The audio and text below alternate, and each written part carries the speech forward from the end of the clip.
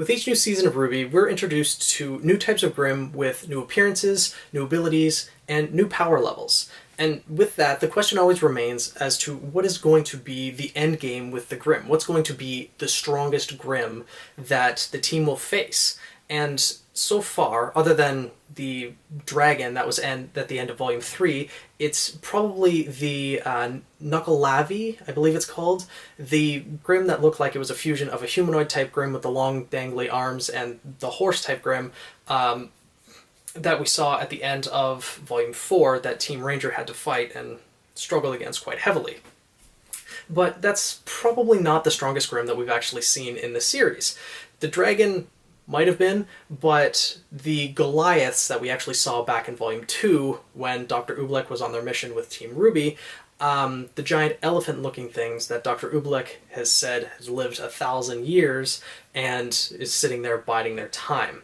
Those are probably some of the strongest we've seen so far, but my theory as to what's going to be the strongest type of Grimm, or at least one of the strongest type of Grimm, and has the potential to be the absolute strongest type of Grimm, is the actual possession type Grimm. Now, the only possession type Grimm we've actually seen in the RWBY series itself is the Geist, which is the one that was fought by Team Ranger at the beginning of Volume 4, where they got to demonstrate a little bit more of their new training. It's the ghost-looking Grimm that has the mask, the arms, and some spines coming out of its back, but just floats around and possesses inanimate objects.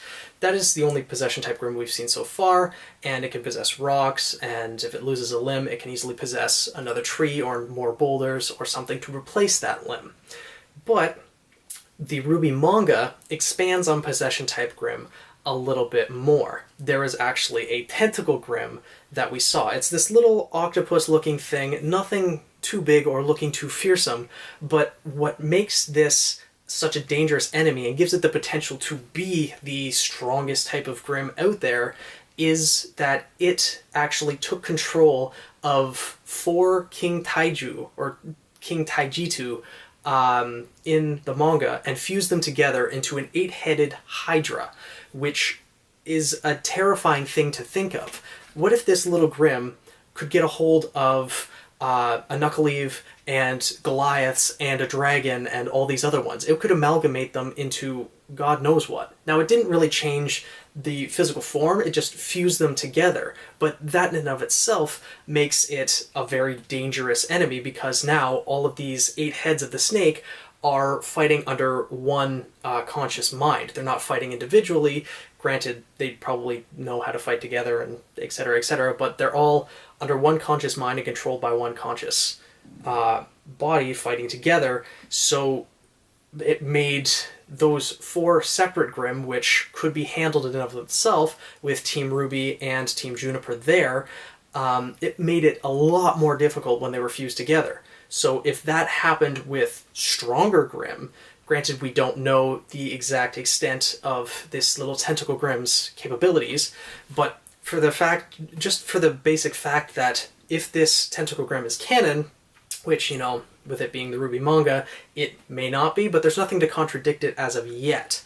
So, with this being the case, and with Geists being canon in the RWBY series so far, there are definitely going to be other possession-type Grimm. So I see no reason why this little tentacle Grimm couldn't be canon as well. And with that, there might be stronger possession-type Grimm. Ones that are either capable of flight, so they could take control of the flying Grimm as well. For example, the giant wasp-type Grimm that Weiss fought could amalgamate a bunch of those in together, could amalgamate one of the dragons together, could amalgamate any of the types of Grimm that we have seen so far into something brand new. It could transform their overall appearance, it could absorb them into themselves and change its own physical appearance.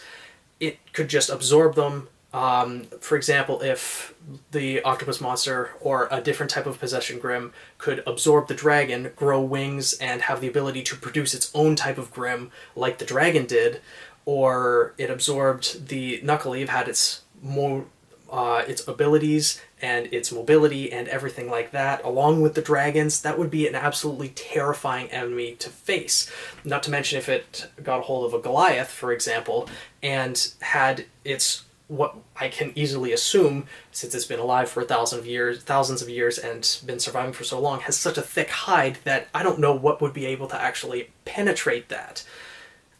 So with such a vast array of abilities that a possession type Grimm could have by controlling other types of Grimm, not to mention if it could actually possess humans in and of itself. Granted, Grimm don't have aura, so it possessing something with aura, I would see problems with that, but the fact that Torchwick himself was terrified of this Grimm and definitely, and it was stated, definitely didn't want it roaming around, makes me think that it could pose some threat to someone, to the people themselves, even though they do have aura. If their aura is, for example, damaged or deactivated, that could cause some serious problems. And if a Grimm was able to take control of a person, even just take control of the mind and infiltrate one of the cities or something along those lines, even gain, I don't know if this would actually be possible, but if a Grimm infected a human, gained control of the person's semblance, of the person's aura, and then amalgamated that person with another type of Grimm, could you imagine if a Grimm got the abilities of someone's semblance? I don't think they necessarily get the ability of aura themselves because they mostly use their thick hides to protect themselves, but that is just a terrifying thought as to what potential the possession type Grimms hold. Now, I'm hoping we get to see more possession type Grimm. We're going to see more Grimm in the future for sure, because the creators of RWBY are going to keep us interested with constantly introducing new types, but the possession type Grimm hold so much potential as terrifying enemies to face that it's kind of exciting to think about what could happen. Like just fusing a Nevermore and a dragon, like the giant raven and the giant dragon. What would that do? Would that create some four-winged creature? Would that, like, what would happen? And with the Tentacle Grimm being a thing and being actually introduced into the series, again, possibly not canon, things like that could happen. And my guess is that's going to be one of the ultimate enemies in the RWBY series if they go that route. Plus, Salem might, with her connection to Grimm, she might have the ability to fuse Grimm just in and of themselves, which we haven't seen her exact ability, other than her being able to control Grimm. We haven't seen her ability to create Grimm yet, so there's a lot of potential with that as well.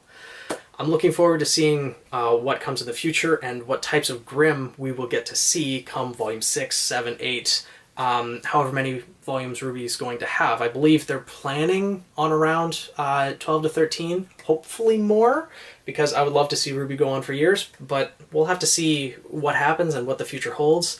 Let me know what you guys think, if you think Possession type Grimm hold that much potential as being the ultimate type of Grimm, or what you think might be the ultimate type of Grimm in the future. Just let me know your general thoughts, and make sure to subscribe if you like this video, and there'll be more content coming out soon, so I'll see you in the next one.